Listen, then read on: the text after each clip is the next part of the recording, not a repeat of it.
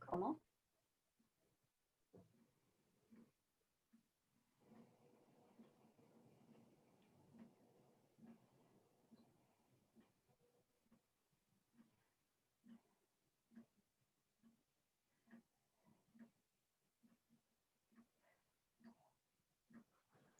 Okay, I think I've got myself as confused as I want to get.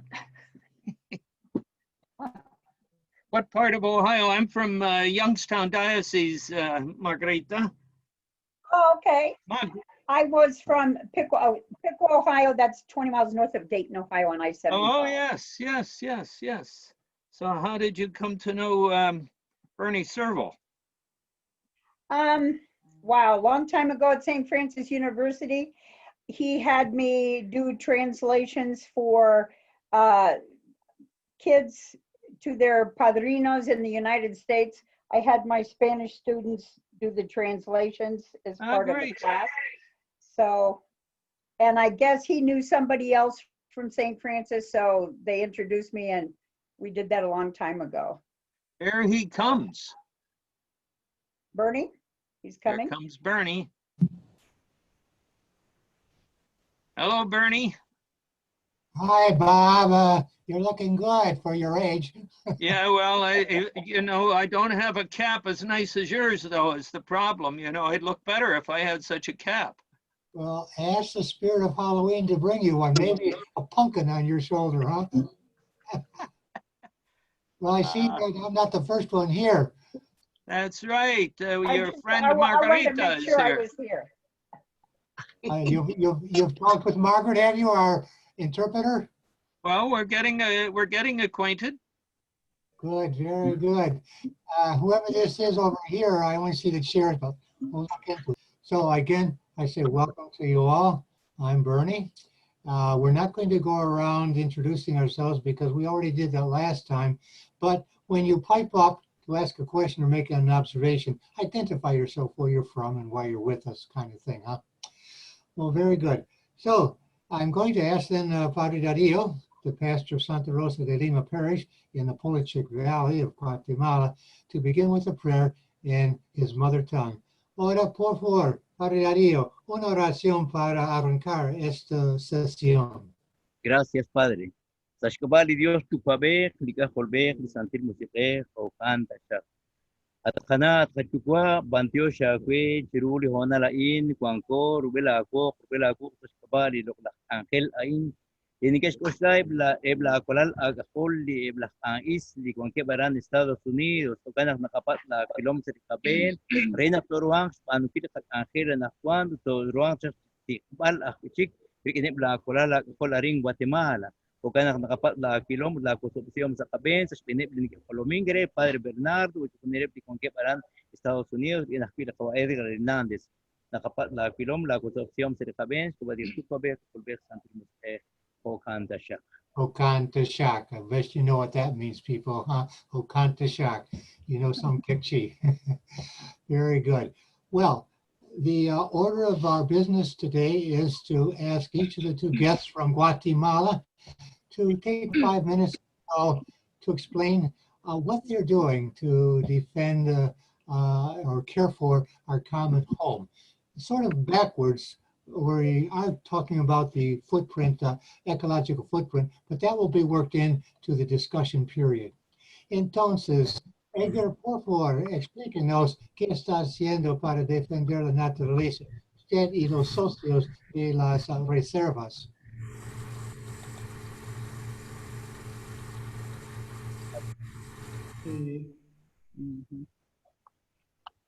Bien. Tiene la palabra, Edgar. Sí, gracias. Voy entonces a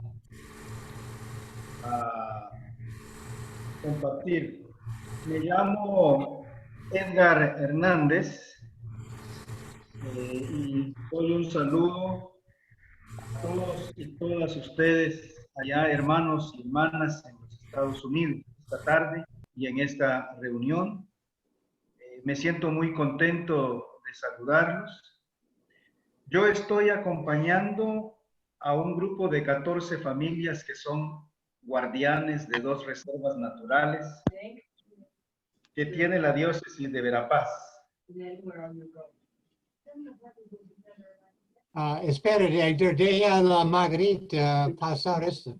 Yeah, he said he welcomes, he's happy to be here, and he works with 14 families. Of, I didn't catch the name of the little place, but he works with 14 families. Okay, I abbreviated that. Edgar, Adelante. continúe. Nada más les dije que vive con 14 familias, pero no recuerdo el lugar que dijo. Y que tiene mucho gusto en estar aquí. He doesn't have his thing on. Oh, su micrófono. Micrófono. Edgar. Es mudo. No se escucha, no se oye. Sí, perdón. Okay. Adelante con su presentación. Ahora lo hago. Bueno, mi nombre, les decía, pues es Edgar Hernández y estoy yo acompañando a 14 familias en una de las parroquias de la diócesis de Verapaz en el cuidado y protección de 2 reservas forestales. Okay. He said that he's accompanies 14 families in the Alta Verapaz or something, and they have to take care of 2 reservations, like preserves, nature preserves. Okay. Sí, cuidando 2 bosques, 2 reservas naturales que nos sigan dando el buen aire y el buen clima que necesitamos para vivir. So they take care of 2 forests that provide them with everything that they need to live. Yo personalmente hice mi medición de la huella ecológica y según los datos que me dio esta medición, dicen que yo necesito 1,5 planeta para poder vivir aquí en esta tierra. When he took his ecological footprint, he needs 1.5 planets to live in the area in which he lives. Y también hemos hecho la medición de las familias y las personas que tienen o que cuidan las reservas ecológicas. Ellos viven pues una vida más austera, más humilde, y cada uno de ellos necesita solo medio planeta para vivir. Margarita. Margarita, ¿qué le pasó? Oh, well, she disappeared. I'm going to have to do it. And most of you already have seen this, huh? We also have measured the ecological footprint for each of the 14 partners of these nature reserves. And according to their lifestyle, they need simply 1/2 planet to live. Adelante. Yeah, Margarita froze, Bernie. She'll be back, I'm sure. Yeah, adelante, Edgar. Bien, por eso, eso nos da como una manera, pues, curiosa de ver cómo en este momento y en esta actualidad hay personas que pueden vivir en una situación de mayor cuidado de nuestra casa común, de nuestra naturaleza. Y yo pues con estas familias soy un portavoz de su estilo de vida, con el que ellos en su forma de vivir cuidan la naturaleza, el bosque, la fauna, que es propia pues de esta región tropical de acá de Guatemala, en un pueblo que se llama Senaú, ¿verdad? Y que todavía pues tenemos la dicha de respirar un aire agradable, un aire bueno y un clima también muy agradable. Margarita, are you with us? Okay, tell you what, most of you have seen the text, right? those of you who haven't seen the text, I can send it to you. Just let me know, all right? Adelante, Edgar. Sí, cuidando este bosque, estas reservas y esta naturaleza que todavía tenemos, y nuestros recursos, si vienen naturales, pues somos una oportunidad y una opción distinta pues a todos aquellos comportamientos que destruyen la naturaleza, sobre todo pues en las ciudades y en los pueblos que tienen mayores de Finally. industrialización. Ajá. It's all right. We're moving ahead there, Margarita, because I think most of the people have seen the text in English, which I sent them today. Okay, but I was gone for about 4 minutes. Yeah, I didn't have anything. I just disappeared. I know it, But it came back on. Yeah. Para terminar, Okay. ¿qué mensaje tiene? Para terminar. Bien, entonces lo que quiero compartir es únicamente pues que estas familias socias campesinas de estas reservas nos ayudan y nos proporcionan el cuidado pues todavía de un aire puro para el planeta, para nuestra vida, contrario pues a la producción de humo y óxido de carbono que producen muchas otras ciudades industrializadas. Y bueno, nos sentimos en este sentido pues dando un aporte y un bien a nuestra humanidad y al cuidado de nuestra casa común, como nos lo solicita pues el Papa Francisco, ¿verdad? Y con eso pues animamos a que otras personas también se animen pues a ese cuidado y a esa preservación para las generaciones siguientes que vienen en nuestro planeta. Bueno, gracias. I'm going to continue, Margarita, because we're already going over our scheduled timing. Okay. My internet keeps going in and out. Yeah, that's So- right for Pennsylvania for you. Huh? Hey, don't worry. Let's now pass over to Dario Caal. Now, where is Dario? Oh, there he is with his people. Dario, explica qué está haciendo con el Centro Laudato Si, San Francisco Javier. Buenas tardes a todos y a todas. Soy Dario Caal, sacerdote católico.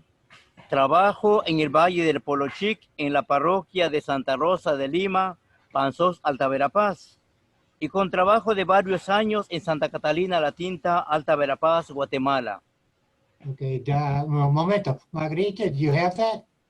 Yeah, he's a Catholic priest from Alta Verapaz and Santa Rosa de Lima, and he works on a reservation, well, like he works in a village, I guess you could call it, but a nature reserve. Right. Adelante, Dario. Mi huella ecológica es de 4.3, quizás menor que la, quizás menor que el de un habitante de un país desarrollado, pero mayor que el de los feligreses de mi parroquia. Son las razones por las que por conciencia y convicción humana y cristiana siento la responsabilidad de ser mediador y voz para ellos en una tierra que emana leche y miel, pero que esa leche y esa miel no les llega a ellos. Okay, momento, Dario. Margarita, por favor, eso es interesante lo que dijo. Okay, yeah, he says that his ecological footprint is 4.6, a lot higher than his people, his, constituents. But he said, although they live in a land flowing with milk and honey, the milk and honey isn't always for the people. Adelante, Dario. Pero que esa leche y esa miel no les llega a ellos. Es decir, no tienen una igualdad de oportunidades como lo tienen otros. Carecen de preparación y formación académica como mi persona. Okay, he said that he was just going on to say it's a land of milk and honey for everybody but them. They don't even have the bare necessities. They don't. Uh-oh, there she goes again. Yeah. Okay, well, anyways, adelante, Dario. Desde el comienzo de la creación, Dios nos puso como mayordomos de la misma creación, pero no hemos sido mayordomos responsables. Por eso considero oportuno construir con nuestras propias manos un espacio con una biodiversidad de especies vegetales que el mundo maya quechí ha conocido y usado por milenios, y por medio de ellos subsistió y forjó un pasado glorioso. Okay, bueno, un momento. By the way, I'm going to send the English version because he obviously has text before him. So I'll be able to translate this and send it to everybody. Well, anyways, he says there's a great inequality, even within Guatemala itself. And so people cannot realize their potential. Adelante. Nuestro espacio, que se llama Laudato Si, es un área ubicada en el corazón del pueblo de Santa Catalina la Tinta, espacio que habla por sí solo y que hace experimentar un clima apto y digno para la persona, libre de contaminantes, que puede decir a la persona que es posible que nosotros liberemos a la tierra de los males que causamos los humanos. El cambio climático podrá ser detenido por el cambio del corazón. Una tierra sin males es producto de un corazón sin males, es decir, es producto de los convertidos a Dios. I'm sorry that I'm not going to be able to get that all in right now. And Margarita has not shown up again. Well, bueno, hasta aquí, Dario, porque vamos a mandar el texto. Usted mande el texto a mí y voy a pasar en inglés para todos. Lo Bueno, mandé a Margarita ayer. a mí también. Yo creo que sí lo tienen, ya lo tienen. Oh, sí, okay, bueno. All right. Okay. Gracias, Edgar. The plan is this now, people who are here from the States, it's your turn now. Put it to either of these two men. Any questions, any observation you might have. Now, keep in mind, you've already It's been going off and on for the last 2 days here. Hey, don't feel bad. No need to apologize. You just won't get paid. All right. Okay, so yeah, it's yours. Throw any kind of observation or questions at these two. Raise your hand and unmute yourself. I'll recognize you. Oh, wow. No curious people here? Question? Whose turn? No, Any Dario. Does anybody want to question either? Bernie, yeah, I would ask, since they live very simply on a half a planet, Yeah. and they have these families in these two preserves, what do they grow, and what is the source of their food? What kind of food do they have to eat out of the reserves? Okay, Margarita? Ajá. ¿Qué tipo de comida comen por lo general? Quieren saber qué cosas comen, qué tipo de alimentación tienen. ¿Para quién es la pregunta? Bueno, yeah, Dario. Porque como dice, solamente usan medio planeta, ¿qué es lo que consumen? Ya, voy a explicar un poquitito. Primero, la población no consume comida ajena a lo que produce o lo que tiene normalmente, ¿verdad? Aunque ya con el mercado... Okay, so they don't eat anything that they can't grow or that's not right there. Entonces, ellos se alimentan primordialmente de lo que logran producir alrededor de sus casas, que más que todo son hierbas, verduras, frutas y de vez en cuando, pues un poco de carne, pero eso es muy de vez en cuando, ¿verdad? Normalmente las personas de las áreas rurales y de las comunidades. So usually they eat a vegetarian diet, anything that they can grow on the land around their houses. But they eat meat, but only once in a while. It's mainly fruits and vegetables and probably grains. Son familias que Corn, no tienen acceso a supermercados, a supertiendas o grandes comercios, ¿verdad? Sino que there are no stores, no supermarkets or anything like that even close. Okay. Bueno, gracias, Roberto. Bob. Somebody else now. That was the basic answer. Sí, Rico. ¿Tiene acceso a agua purificado? Eh, sí y no, ¿verdad? No, porque no hay un sistema de abastecimiento o de servicio público que le dé a la comunidad esa garantía de la calidad del agua. Pero el agua que la comunidad o que la población consume en sus comunidades que están en el área rural, en estos bosques, es un agua natural de calidad. Sí. Margarita?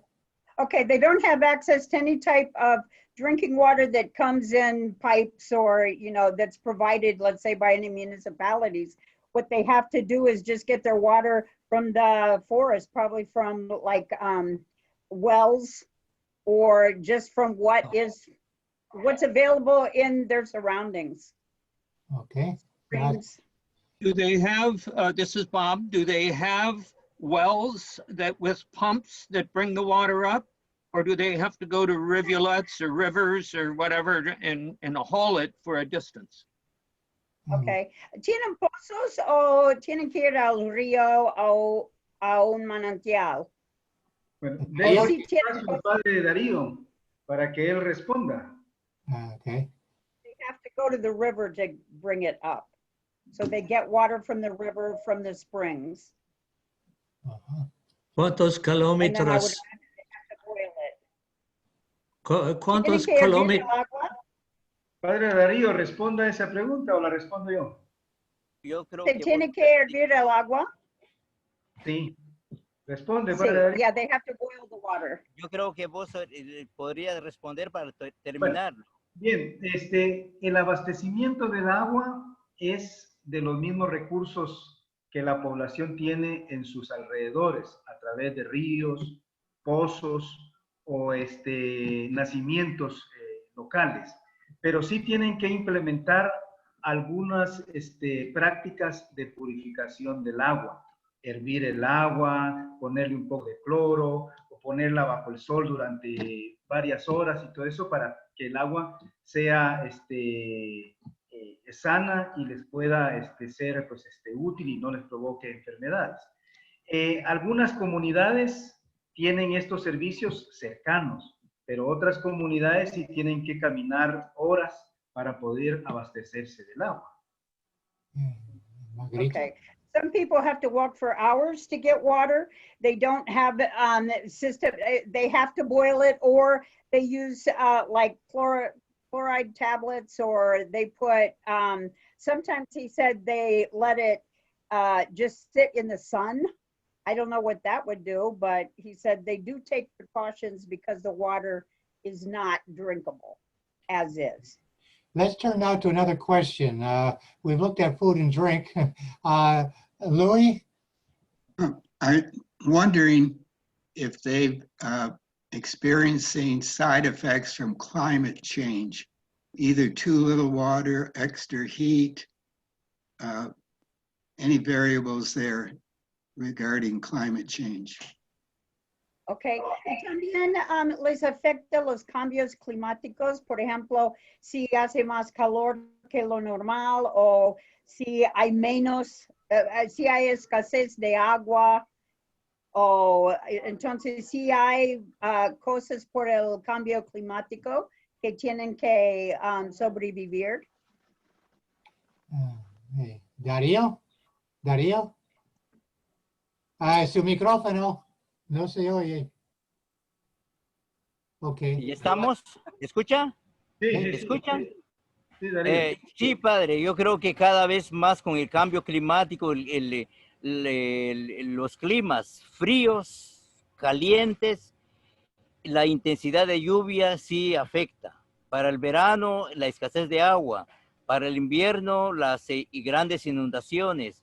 Entonces sí hay problemas causados por el cambio climático, incluso por la misma contaminación humana. El agua abundante de nuestras montañas pues también se están contaminando. En el valle ya los ríos ya son contaminados, especies de animales pues que también ya son contaminados, que ya no sirve para el consumo humano. Entonces sí hay problemas ahorita y eso es muy latente. pero todavía estamos a tiempo, si como yo decía, si el corazón humano cambia, eso es posible cambiarlo. Okay. Okay, he said, yes, they've been affected greatly by climate change. It's hotter in the summers, and there's less water in the summer, but then in the winter it's colder and they have flooding. And they're also affected by human contamination of the water. People, they don't keep it clean, throwing things in the water. And so that people that live down below in the valleys aren't getting clean water because they're contaminating it up in the mountains, throwing things in the water. All right, let's go to another question. Somebody else. It looks like Ray is going to jump in there. How about John Hagel? Turn off your mic. No, you can't hear. Okay. Now I'm ready. Can you hear me now? Yeah, perfect. All right. I spent a month 2 years ago at a shelter in Laredo, and all kinds of Guatemalans who have Quiche and Mayan background were coming through because their land was no longer arable. And I'm wondering what part of Guatemala that is. That's obviously not, it's very verdant and green where these people are. These people could no longer even till their land. Margarita? Okay, it looks like she stepped out. Oh no, there you are. You're frozen. Okay, he spent 2 weeks down in El Paso on the other side, and a lot of Guatemalans are trying to get in the States because they are saying that they can't use the little bit of land because it's not arable. Oh, discúlpame. La pregunta es esto. Padre Juan trabajaba ya por la frontera de los Estados Unidos, donde llegan los guatemaltecos huyendo la sequía de su país. Pero evidentemente hay mucho flora y fauna allá en el Polichec. ¿Qué parte de Guatemala está sufriendo este problema de sequía? ¿La pregunta para quién, padre? ¿Y de cuál, Dario? Ya está hablando. Bueno, Padre, hay un sector de Guatemala que lo conocemos nosotros como corredor seco y comienza desde lo que es nuestra frontera con Honduras y El Salvador, que es la parte oriental de Guatemala. Eso atraviesa y llega hasta la otra frontera con México en la parte media, con lo que es Huehuetenango y parte de San Marcos. Se le llama corredor seco precisamente porque por los cambios que está provocando pues, el clima, cada vez es un terreno más árido y tenemos dificultad, pero es una región ya reconocida y declarada como corredor seco y con problemas de escasez de agua. Margarita? The only thing I heard was that toward the end there was that he said there were water shortages, and that's about it because I went out a few times and I was hearing echoes. There's His latter part where he said that yes, they have water shortages is the biggest problem. He says there are certain parts of Guatemala, such as a frontier with Honduras and El Salvador to the east, and over a little bit to the north with Mexico, that are the dry zones of the country. Okay. Thank you. Neil, su micrófono. Your microphone, Neil. Okay. After they provided for the families on the land, is there enough left over to collect and sell at the markets to gain some funds for some other resources? Margarita? Okay, I only heard one thing. Si hay alguna manera de ganar dinero vendiendo cosas en el mercado, vendiendo sus recursos, vendiendo cosas en el mercado, hay manera de juntar fondos así para comprar. Well, I'm also asking whether they have kind of like a colectiva where they collect everything that's left over and bring it to the market in bulk and so they can gain a better price. Oh, wow, that's a complicated. Oh, okay. Yeah, I mean, No, okay. that's a complicated question. They do have cooperatives, but they don't function. Most of them don't function. Ejidos, ¿no? No. ¿Tienen ejidos comunitarios donde ustedes se juntan todo y luego venden y todos reciben beneficio de lo que venden, de lo que tienen de sobra? Sí, nosotros le llamamos nuestros mercados locales, ¿verdad? Así le llamamos, mercados locales. Allí la mayor parte de personas bajan sus productos que producen, ya sean productos para comer, productos para vestir, productos que les sirven pues en su vida diaria. Y claro, hay un intercambio comercial, ahí lo venden, ahí ganan y con eso se sostienen para comprar nuevas cosas para el día próximo y así.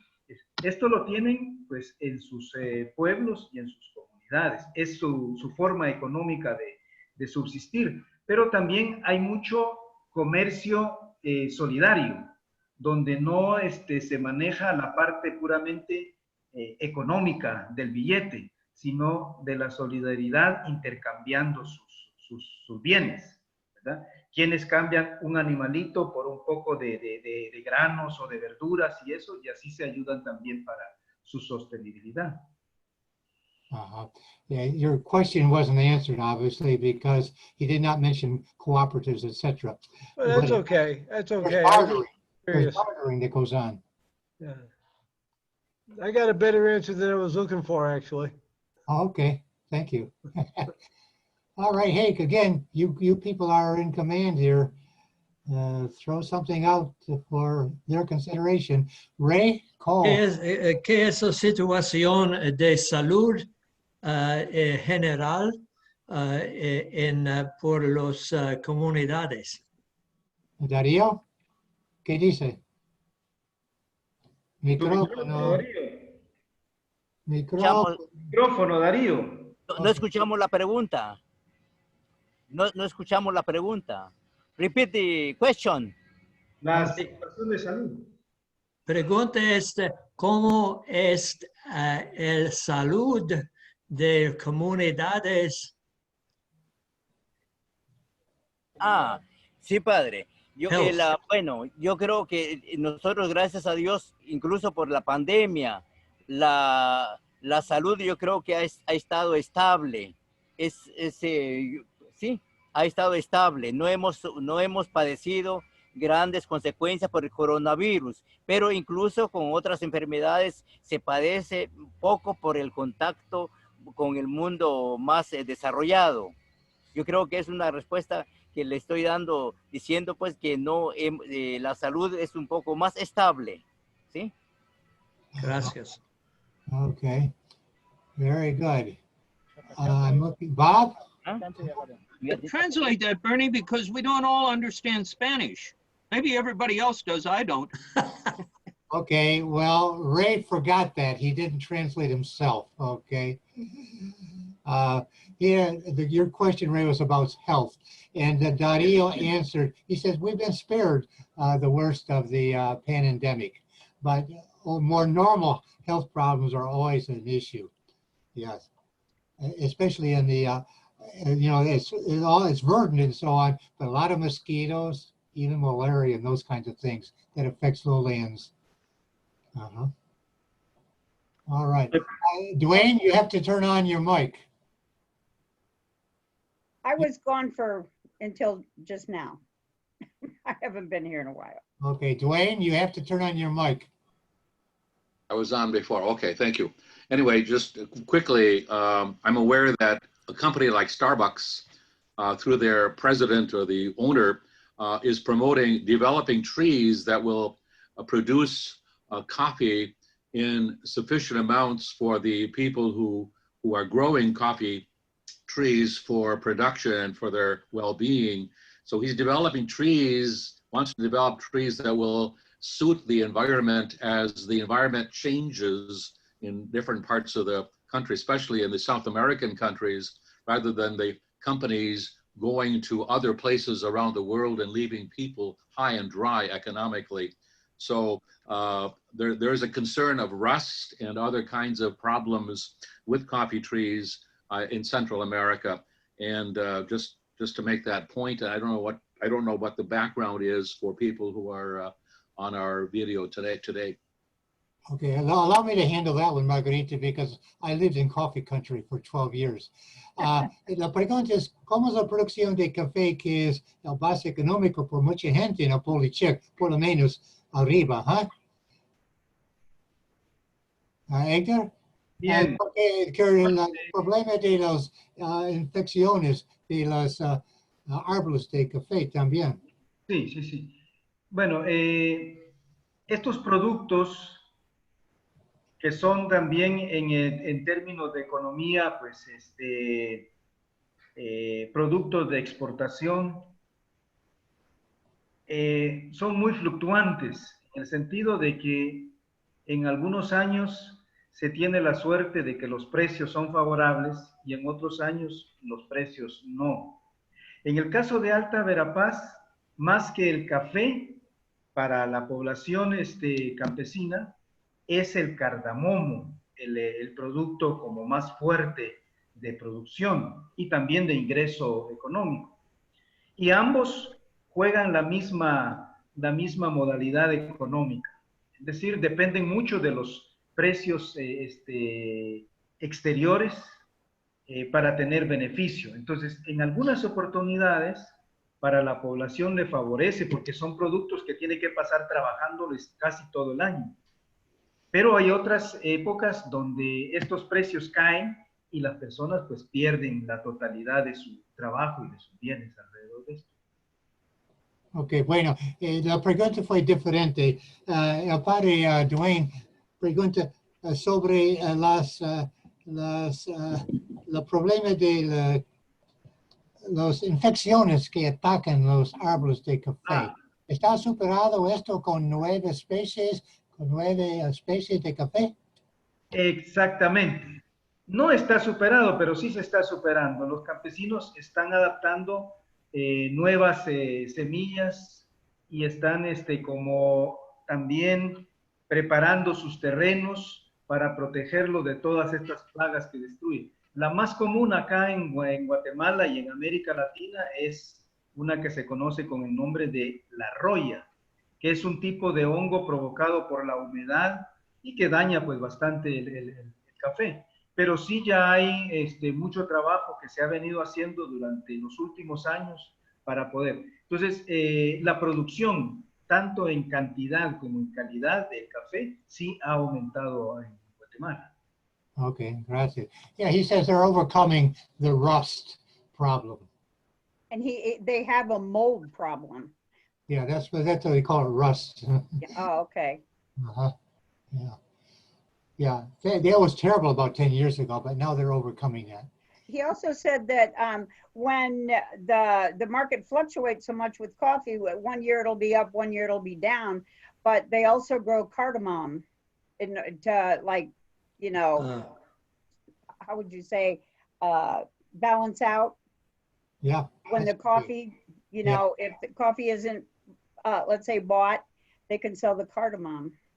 Yeah, they diversified. At least they have the 2 grains that both are grown in the same climate and the same type of soil.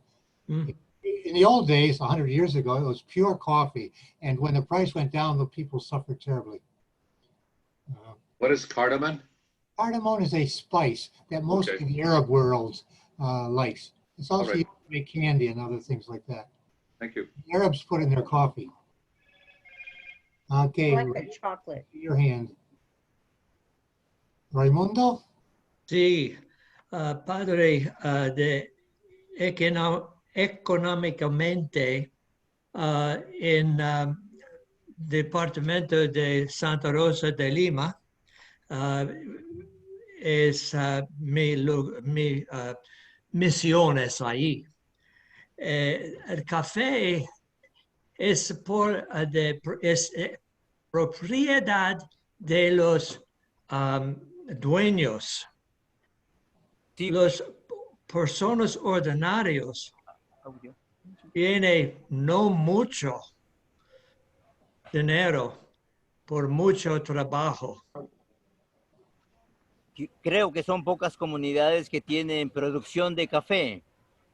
más las cooperativas. Hay como 2 o 3 tipos de cooperativas en nuestra parroquia. Está Corralpec, Rubelpec, Chulac, Sajomte. Son organizaciones que tienen ya más producción de café y cardamomo, pero son propietarios, padre.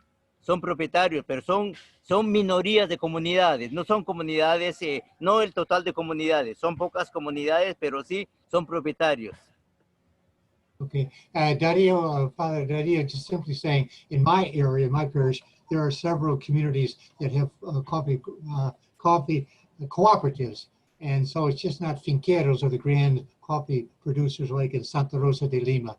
So yeah, there are other ways of taking advantage of one's resources. Okay. Okay, let's see, Frank Manning? Your microphone, Frank, or shout. Okay, I fixed it.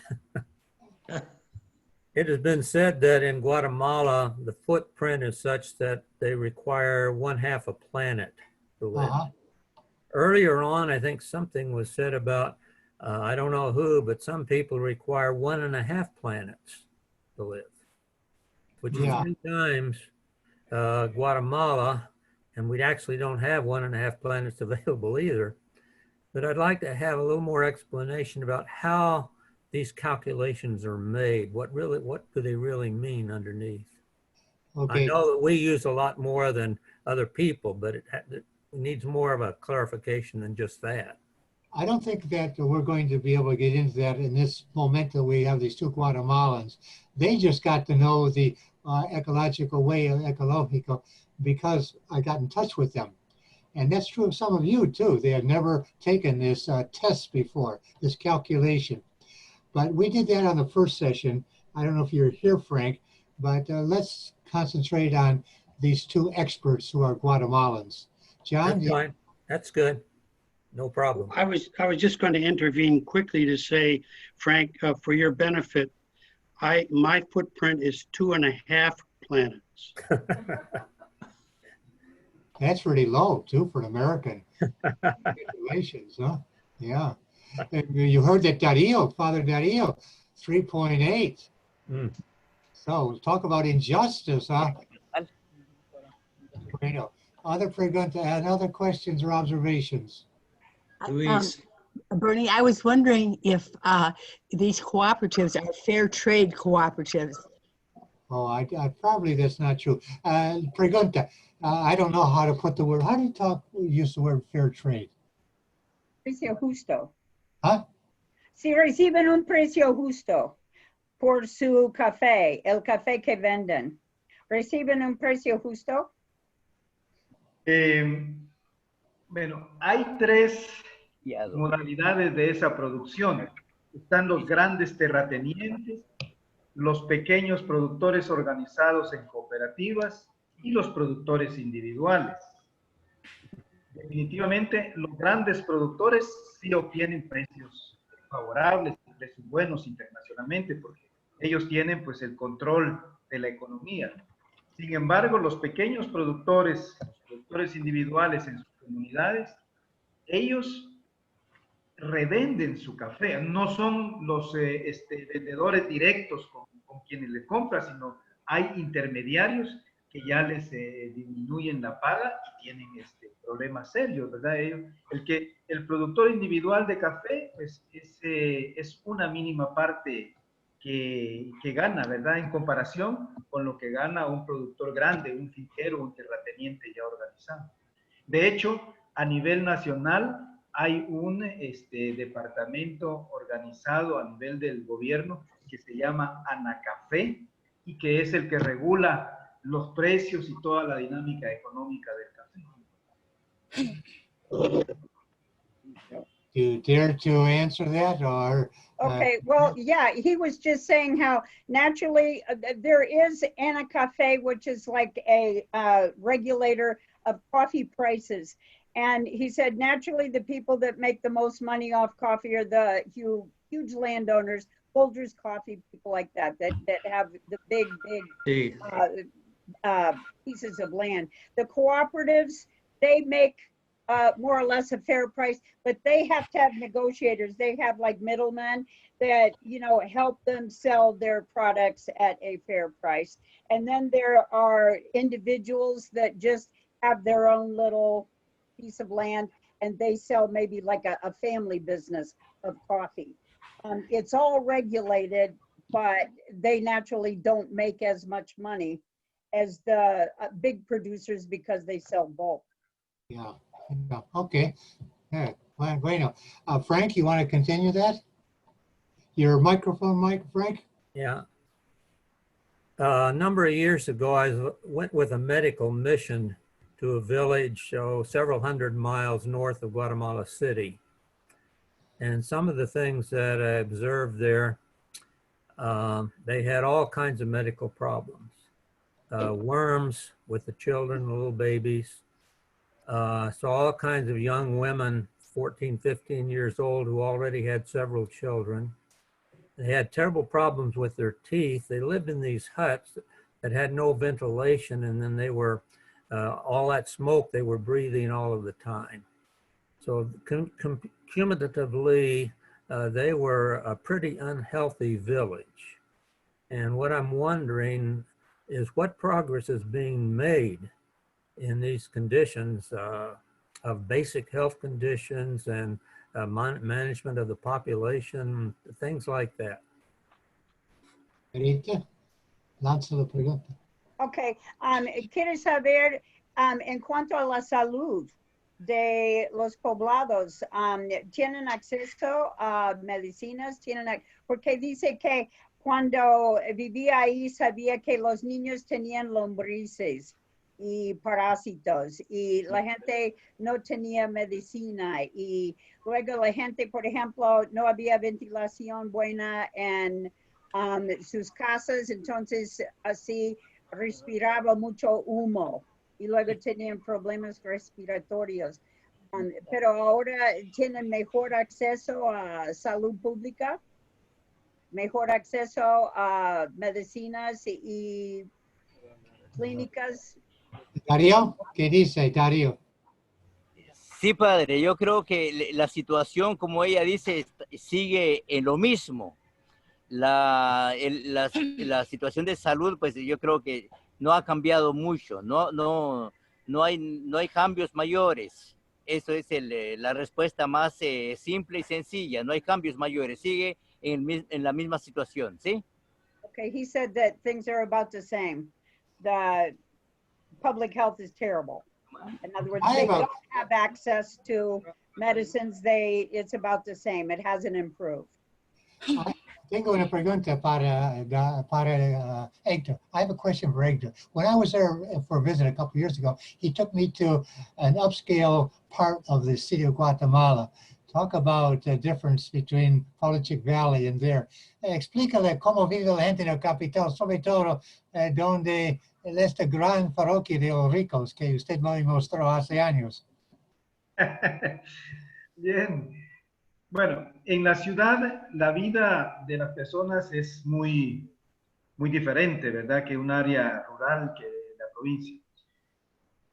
Aunque hay también pobreza urbana en los asentamientos, pero normalmente las personas que tienen una condición media de vida, que le llamamos nosotros la sociedad media o la sociedad alta también, pues prácticamente viven un estilo de vida como pues, el que puede vivir el mundo desarrollado, ¿verdad?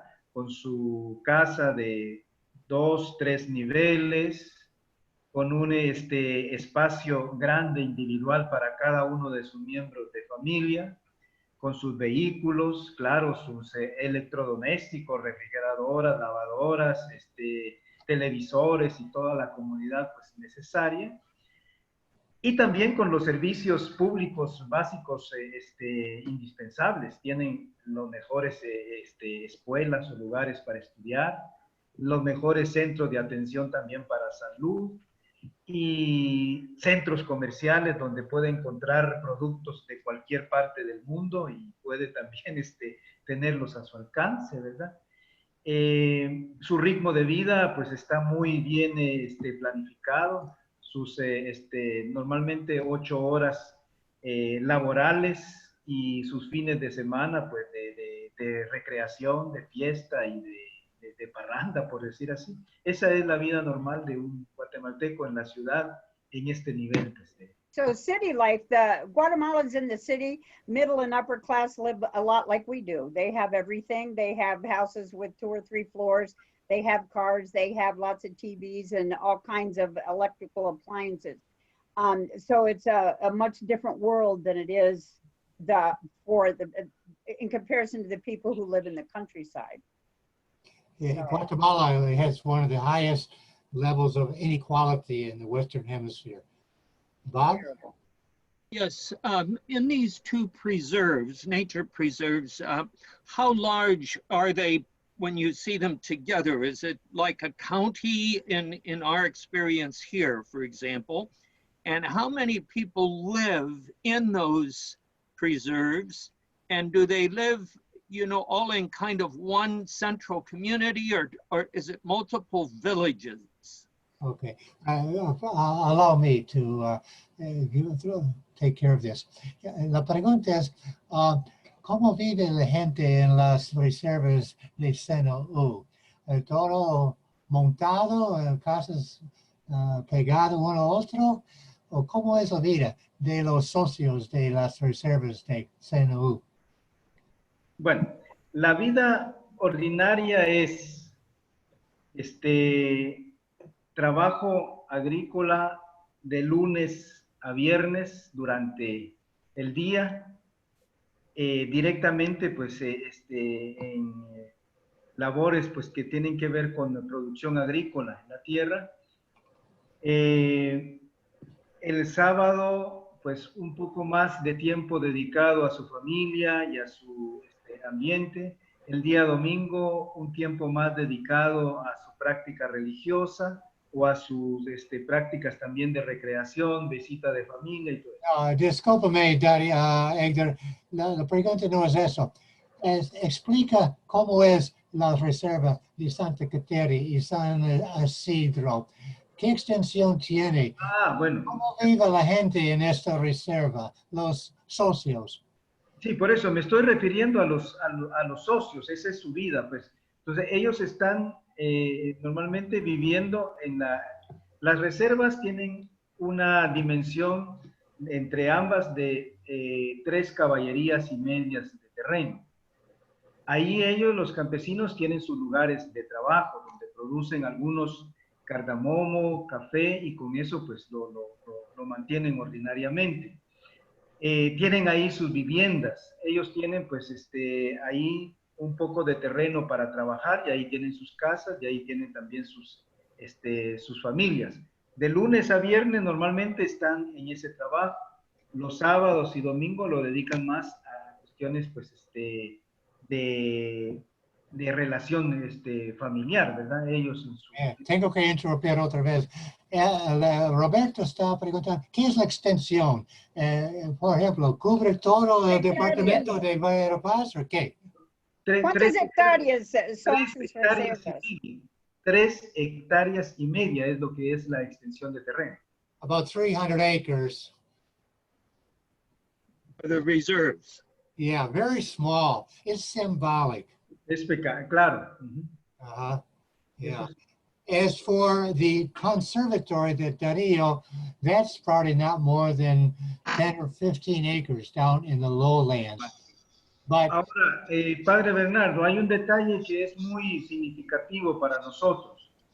Muy cierto, es una pequeña parte, pero con el inconveniente que estamos teniendo de la extracción de minerales y de recursos, ya tenemos pues casi la mitad de nuestro municipio destruido por las transnacionales buscando esos recursos. Entonces los bosques están prácticamente desapareciendo. Por eso las reservas se convierten en una riqueza única y grande en nuestro medio para poder mantener nuestro sistema de aire pues todavía purificado y también nuestro clima favorable también para vivir. Can you catch? I would say that it's small, but it's symbolic, a very important symbol of the need to preserve, especially the highlands, for the good of everyone down below in the whole country and us. Yeah, so it's Because, small. yeah, he said mineral companies come in and do mining. And so it's important that they have these reserves, these, you know, places where they have the clean air, because when the mineral companies come in, they strip everything. Everything's gone. That happened across the valley in Las Minas. ¿Cómo se llama la Cumbre de las Minas? That's what the Spanish were trying to do. But luckily, the legislators in the country stopped them in their tracks. So there's a big reserve across the Politic Valley from where Edgar is. How large is a typical village? You know, are they small villages? Do they have the size of a town, of a city? A village is usually no more than about 25 families. Well, vamos a dejar a Dario responder. Okay.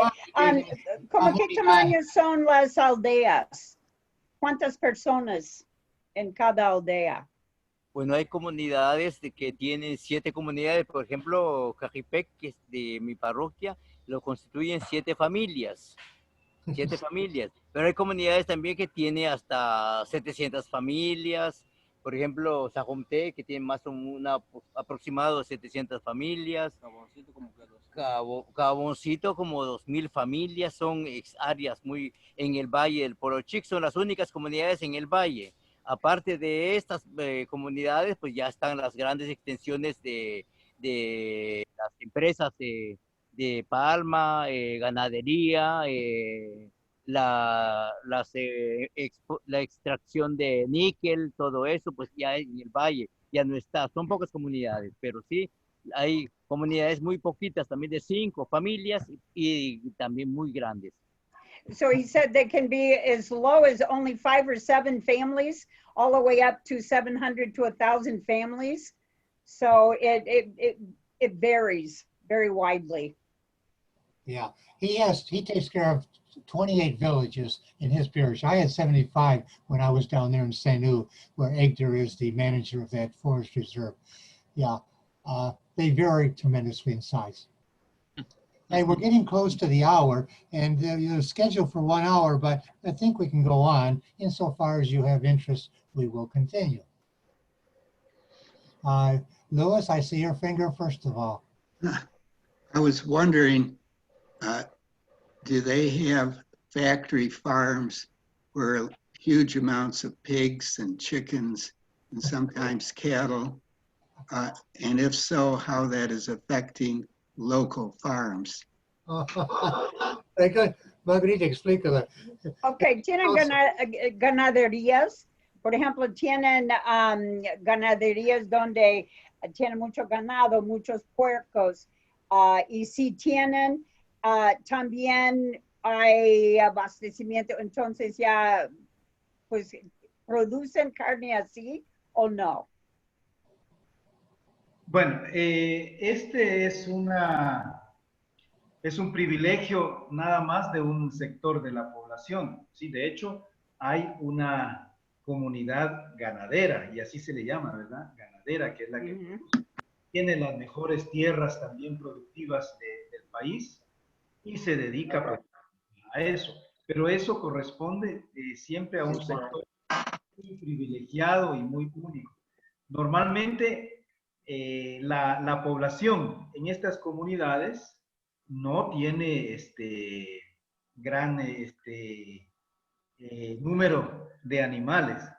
Lo que mantiene normalmente en sus viviendas o en sus pueblos son aves de corral, y ahí hablamos de gallinas y patos y pavos también, que a veces tienen. Es lo más que tienen, pero lo que es la carne vacuna o también porcina, el marrano, ¿verdad? Eso no son muy frecuentes o de grandes producciones en las comunidades. Eso está más en otras áreas del país que se dedican exclusivamente a eso. There are other areas of the country where cattle and, pigs and all of that are raised, but not in their areas. What they have mostly is poultry. turkeys and ducks and, you know, chickens and hens, all that. But they, that would be the most they have would be poultry. Not in, they don't have, you know, let's say, cattle raising in their areas. That's in another part of the country. Yeah. Okay. I see we got a good view there of Dario. ¿Quién es su amigo Dario allá a su lado, su mano derecha? Él es un maestro que trabaja en una comunidad en Panzós. Él me está ayudando un poco con la tecnología. Él se llama Edgar Pop. Es un Edgar profesor. Pope, he's that guy on Dario's right. He's a teacher in the town of Panzos, and he's a nerd, technologically wiser than Dario himself.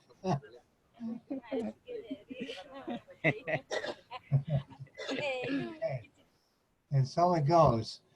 I don't see any hand or finger. I see Dwayne is sleeping. Yes, Raimundo, ¿qué dice? See, in my time there, I saw large land clearing, the burning of unbelievable amounts of trees, where that wood could have been made available to people who have little tiny places to cook in their houses. But they just ripped it all up, burned it all down for agribusiness. So you see somebody might have 1 or 2 cows, and we think that they're the people don't own that. It's owned by the landowners. So, you know, it's the economy and the way of life is extremely difficult. And then when you see what's happening ecologically, it affects not only them, but us, you know, and they make room for more cattle. And if you pardon the expression, every time one of them farts, we lose a little bit more space on Earth because of the gas. Es una observación, Dario y Edgar, observación que está pasando en Brasil, donde están tirando los árboles para tener los ganados, etc. Pero ustedes saben que esto no es una situación en Guatemala, ¿verdad? No es como Brasil. ¿Hacen incendios para poder tener ganado o no? ¿Incendian los bosques? Devastan los bosques para tener ganadería. La mayoría del ganado es para carne de exportación. Entonces, eso es lo que hacen con las áreas boscosas, botar los bosques e implantar ganado. Pero ustedes no hacen eso, ¿verdad? Bueno, la gente quechí, la gente maya no, porque no tiene la capacidad para hacerlo. Solo los que tienen la bolsa con dinero. Yeah. Only people with money are the ones that would burn down the forest to be able to have cattle. The Mayans don't do that, he said. Right. Yeah. Frank? Frank Manning? Yeah, I'm ready. I'm from Oklahoma myself, and for many years we've had an association with the village of Santiago Atitlan. And of course, the priest there, Stanley Rother, was killed by a death squad. Blessed. And has become very well known. But not only he was killed, many of his catechists were killed because they were working for social justice. And my question is twofold. Is the story of Stanley Rother known very well in this part of Guatemala where these people are? No. And at present, is it possible to work for social change without being in a lot of danger and political problems? The second question, part of the question, I think is a good one, Margarita. Okay. Él quiere saber si todavía es peligroso que una persona lucha para la justicia. Y si ustedes conocen Stanley Rother, es el nombre, Frank, did you say the man's name was Stanley Rother? Yeah, Yes. Padre Stanley Rother. Okay, so ustedes conocen un sacerdote estadounidense que se llama Stanley Rother, si se conoce su nombre, y lo habían matado, bueno, ya los escuadrones de la muerte. Y si todavía es peligroso hacer lucha para la justicia en esas áreas, o ya no es peligroso. ¿Qué dice Dario? Yo pienso que eso tiene doble cara. La situación espiritual ahora no toca cosas de justicia. Entonces, por eso yo digo que hablar de justicia aquí en Guatemala resulta ser muy ambiguo para mí, porque no, la mentalidad eclesial no está pensando en estos ámbitos de derecho humano, de vida más digna. Yo creo que no lo considera. Entonces hay un pensamiento muy ilógico que no coincide con los principios evangélicos. Yo sería una respuesta que doy en eso, pues para mí no hay mayor problema. Mucha gente puede decir muchas cosas y lo mismo le da al otro. Entonces yo creo que, no sé qué piensa Edgar al respecto, pero yo sí siento que no afecta. Para mí no afecta eso, decir una, dos, tres cosas, pero la misma situación queda, ¿sí? Yo creo que hay mucho relativismo al respecto. Okay, he said everything is more or less relative right now. That for him, you just do your work for, whatever you're doing, supporting the families, supporting the villages, but it's not dangerous. It's just a way of life. You're just doing what you're doing. Yeah, it's not like the 80s, the 70s and 80s and the early 90s. It was tremendous then, huh? Anybody who spoke up, especially clergy or other organizers, would be in grave danger. It's a different world today. Hardly better from the economic viewpoint, but from human rights, it's much improved. However, yes, I see Ray. Recibí otro día del embajada de Guatemala. No visita Guatemala. Violencia y muchos robos. Peligroso. Mane es su casa. Bien, padre, nosotros pues en nuestra historia social de Guatemala, que ustedes sin duda alguna pues la conocen, tuvimos un tiempo de muchos años, 40 años casi, que le llamamos conflicto interno, donde pues hubo bastante violencia interna entre los mismos guatemaltecos. Esto tuvo un final a finales pues del siglo pasado, en el año 96, con la firma de la paz en Guatemala, y a partir de ahí se comienza a tratar de generar pues una convivencia y una vida más llevadera y más pacífica entre los guatemaltecos. Sin embargo, todavía tenemos un sistema bastante renuente a los liderazgos y a las personas que trabajan en los temas de derechos humanos. Cuando hablo de esto, hablo, por ejemplo, defensa de campesinos, de grupos indígenas, defensas laborales, en todos los temas que tienen que ver con la aplicación de la justicia y del trato de la dignidad humana. Todavía hay mucha situaciones, ¿verdad?, de persecución contra estos líderes.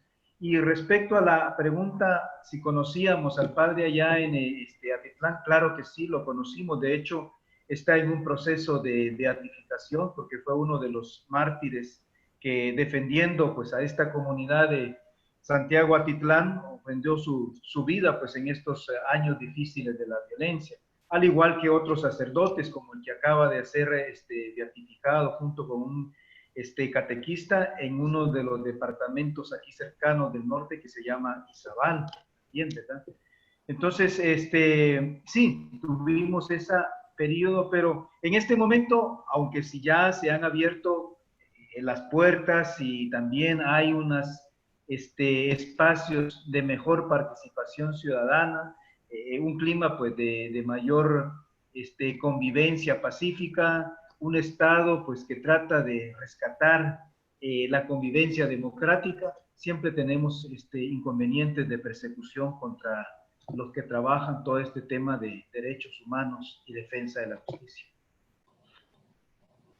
Okay, he said there have been a lot of improvements in human rights. It's not like it was before, but there are also a lot more institutions, a lot more, let's say, well, how would you say that, Bernie? In other words, groups that protect human rights and work for human rights. And so, and they are getting more participatory in their democracy, and things have improved. And yes, he knows Edgar. I mean, he knows Stanley Rother because he's, you know, very much in touch with the national scene. Bernie, a question I would have is, are the two of these priests kind of in the same territory, or are they are in different parts of Guatemala? Okay, I'll answer that. La pregunta es ¿qué relación tiene Dario con Edgar? Voy a explicar. Dario came to the States with me back in 1992 to be on a speaking tour about the 500 years. Okay, he was a deacon. He was ordained the following year, and he's been working in the Diocese of Verapaz ever since, about 30 years, all right? Edgar started out his life as an ordained priest, but he got laicized. He has a couple girls now, and his house is in Guatemala City. But he works as the director for Caritas, which is like Catholic relief services funded by the German church, all right?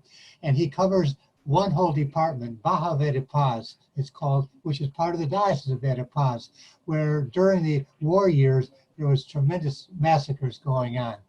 So he understands that whole situation well from the organizational viewpoint. Okay, my question, where I want to go with my question, Bernie, is in their area, are they experiencing a lot of people wanting to get on these migratory groups that are trying to still come to the United States? Okay. La pregunta es esto de para Roberto. ¿La gente de Polochic está tratando de entrar a los Estados Unidos con los caravanas? No directamente, padre. Las caravanas están más organizadas con población que viene desde Honduras y El Salvador. Guatemala no ha tenido hasta este momento un desplazamiento de migración en caravanas, pero sí hay migración, o sea, sí hay personas que migran hacia el norte, pero no han estado involucradas o han formado parte de estas caravanas que se han mencionado pues en estos últimos meses. Margarita? Okay, where he's from and where these two priests are from, the people aren't joining any caravans, or they're not trying to migrate to the United States. He said that the more people that are trying to get to the United States are from Honduras and El Salvador, and they, you know, tried coming in the caravans and all that. The situations in those countries are really terrible because of the gangs. I think where these people live in Guatemala, there are gangs in Guatemala too. But I think where these men live with their villages and all of that, I think they're out of the way. They're not near the cities. Mm-hmm. So it's Thank you. Bob, but there are many Guatemalans, but they don't organize in a caravan. They come individually. Many, thousands, they come individually. Yes, I would like to just answer that as well. I think that there's 167,000 Guatemalans that tried to come through the borders in 2018 while I was there. And so I know that they're coming from somewhere. It's the three Central American countries, Guatemala, El Salvador, and Honduras. Right. Yeah, but they come individually, not caravans. That's right. Okay, Bob Richter? Yeah, Bernie, can you read the chat? I put a question on the chat for you. Oh, I haven't looked down the chat. Why don't you tell me? Let me see I have 3 questions there. Okay, here's Neil. Hate to leave early, but I have a 5:30 appointment. And then Bob Richter says this. Darn it, where are you, Bob? I can't get it down to you. It doesn't show up, Bob. Give it to us. Catholic Relief Services speaker last week reported, can you hear me all right? Yeah. Reported world murder rates and then said Honduras is first in the world. Right. El Salvador is fourth and Guatemala is fifth. Highest murder rates in the world. Right. Now that did not sound right to me. Oh, that is. What is our guest's experience? One of our families from the parish are about to move there for 3 years. And what is the experience of boys and girls and gang activity? Okay, Margarita. Okay, sí, él dice que sabe que Honduras es el país más peligroso del mundo y luego El Salvador es número 4 y ustedes es número 5. Y él quiere saber de los jóvenes, de los adolescentes, ¿se involucran en pandillas o ya no hay? Okay, sus párrocos, los adolescentes, ¿se meten con pandilleros o no? Es un problema social serio y de preocupación en nuestro país. Sin embargo, con relación a la juventud, este problema está más en las áreas urbanas, en las ciudades, no en el campo, no en las ciudades donde hay un mejor, no digo control, pero sí donde el joven tiene mayores posibilidades de participación y de realización de su vida y sus actividades. En las ciudades es donde tenemos la crisis de esta organización de grupos delincuenciales, sobre todo pues jóvenes, ¿verdad? Que le conocemos con ese nombre de maras. Sin embargo, sabemos de que las maras no son grupos aislados o conformados por sí mismos. Ellos responden a la violencia estructurada de mafias que son mucho más grandes, ¿verdad? Hablamos de narcotráfico o las mismas mafias de manipulación económica y política y militar dentro del gobierno, son quienes sostienen, mantienen y dirigen pues estas organizaciones delincuenciales de jóvenes, de las manos. He said the teenagers don't get involved in those gangs in the countryside. It's mostly an urban problems in the cities. And so it's different there in the cities. And it's organized crime. The Mara Salvatrucha is one of it's actually the second most deadly drug cartel in the world. The first is the Russian gangs, but so it's really, really serious. But it's mostly urban, and it's not really in the countryside. Yeah. Thank you. Ladies and gentlemen, it's 5:20. We have 10 more minutes. Stick around if you want. It looks like some of our friends there with Father Dario have already left. Maybe they're hungry. All right. We haven't heard from several people. Patty, you're an expert almost on things ecological. Don't you have something for them to deal with? Your microphone if you want to speak. No, not related to Honduras. I don't know the country. I never visited Honduras, but I'm sure that there are problems there, ecological problems there, as there are across the whole world. Okay. I wonder if there are big corporations that are buying up land and clearing forest for agriculture, like palm oil or cattle, whatever. Margarita. And also, sí, ella dice que, bueno, que no conoce Guatemala, no conoce así Centroamérica, pero sabe que tienen sus problemas ecológicos y también el problema de los ganaderos que, bueno, quitan los bosques para tener ganado.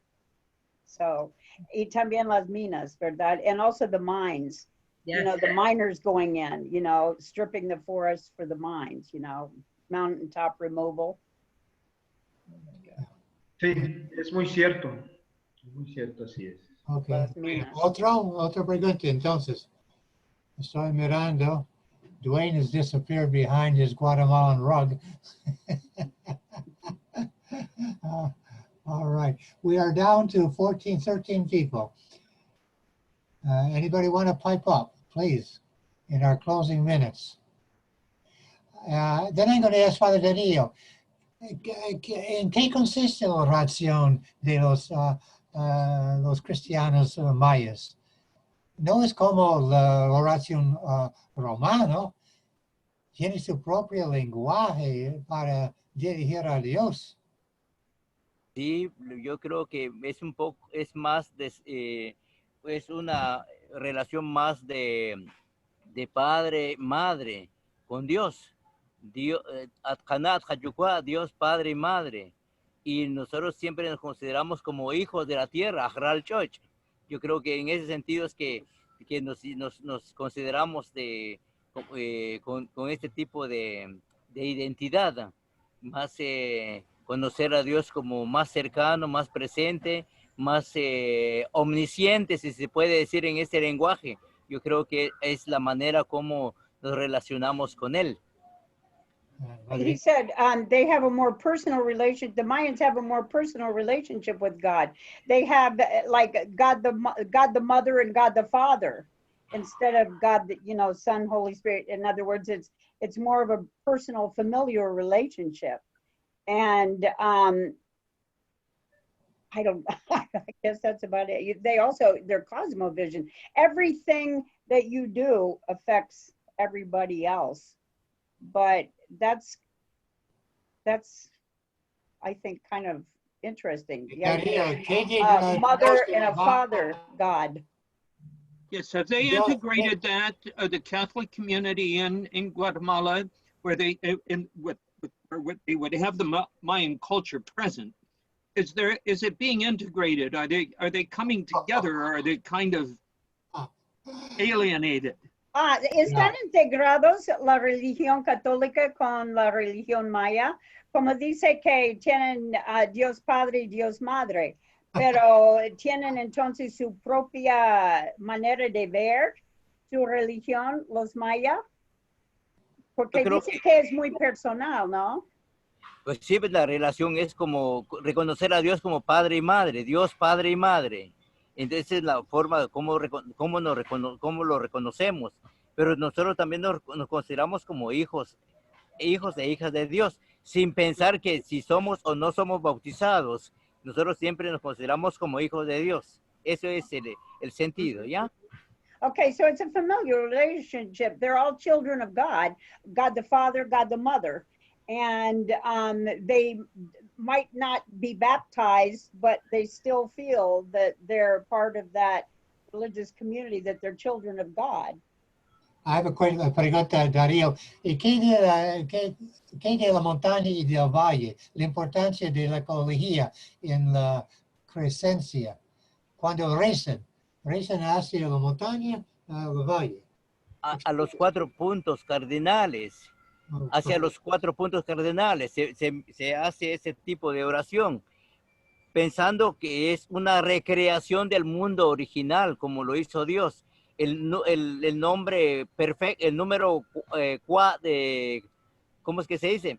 4, Kashukut, la casa cuadrada, la casa de ángulos rectos, donde supuestamente se vive en una casa común, como lo llama el Papa. Vivimos como como alojados en una casa, protegidos por Dios. Yo creo que esa es la manera como se concibe. Por eso, cuando se reza, si uno se dirige hacia los 4 puntos cardinales, es para recrear el mundo original, recrear el mundo primigenio. Esta es la intención cuando se hace eso, ¿sí?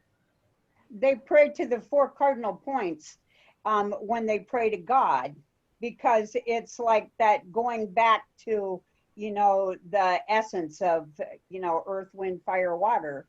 We're all like, they're all connected. Yeah. So it's all spiritual to them. Yeah, the cosmovision of the Mayas is really a rich thing. By the way, Dario has translated the Roman canon into his own language, but it was not accepted by the Bishops' Conference of Guatemala. But that didn't mean that people like Father Dario don't pray that canon, that the canon in their own language. They're taking lots of liberties, and the bishops knows well enough to let well enough alone. Yeah, Well, that's a it whole makes other sense. They issue. can understand it better in their cosmovision. But it's more, yeah, they use the language, their cosmovision in their Eucharistic prayer. But it was rejected by the Bishops' Conference. They don't want to get too far alienated from Rome. Yeah. Yeah. Bueno. Okay, people, we are 5:27. I think I'm going to wrap this up, but I would like to thank, of course, un agradecimiento a Edgar Hernandez por su tiempo y su insights, su sabiduría. También Dario y su gente. Dario, mil gracias por la presencia de su gente de la parroquia. Se levanta para... Pase más cerca la cámara. We have 2 women. No me diga. Okay, gracias a toda la gente. And for Father Bob for being our technician, otherwise it wouldn't have happened. And Margarita, our translator with technical problems with her computer. But you know what? It's been fine. It finally came back on for good. I think they fixed it. By the way, the people that are here present know that over 400 villages were destroyed, were wiped off the planet Earth during the time that they called La Violencia in Guatemala. 200,000 Mayans. 193,000 people, mostly Mayan, and then 7,000, let's say, other people during that 40-year period of violence. But over 400 villages where everybody in the village was slaughtered and burned. You know, wiped off the planet Earth. You could get in trouble talking that way in Loretto, Pennsylvania. Well, they got rid of me. I know what you told me.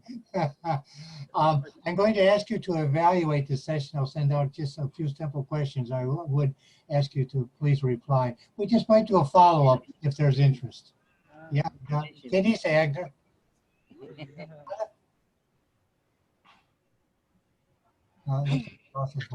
Okay, very good. Let us pray. Glory to the Father, and to the Son, and to the Holy Spirit. As it was in the beginning, is now, and will be forever. Bueno, hasta la próxima. How about Mother? Nice seeing you. Mother. I'm American Roman priest. None of that stuff for me. I think that's really interesting. The Padre, Dios Padre, Dios Madre. I like that. We need to get back into growth. I'm very strong. We need to integrate God. God is not a man. That's right. Well, you know what? The Incans, Pachacmama is Mother God. So, you know, some of these indigenous religions are really interesting to study. Yes. So anyway, well, hasta la vista. All right. Thank you, Bernie. Bernie, thank you. Okay, Dwayne. Thank you, Bernie. Patty, good to have you with us. Bev also. Frank. Thank you to our friends in Guatemala.